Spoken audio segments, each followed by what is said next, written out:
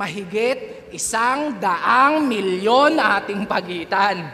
Pero ni minsan, sa pagtaas ng TF, wala akong sinumbatan. Rick, alam mo yan, ngayon pa lang. Kasi eto naman yung kalaban. Yung trip mo, pagbibigyan. Ngayon tayo magsampalan ng katotohanan. Wala ako nung quarantine kung kailan ako pinakakailangan. Pero ginawan ng paraan. Sinuportahan ng di nyo namamalayan.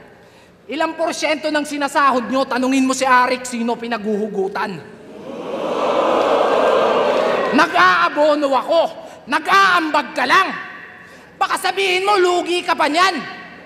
Kasi ibabaon ko na lang to nang tumubo ka naman. Kaya ba't nyo ako kinukumpara dyan?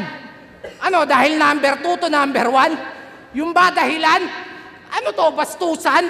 Eh kahit saan nyo patignan, itsura, pera,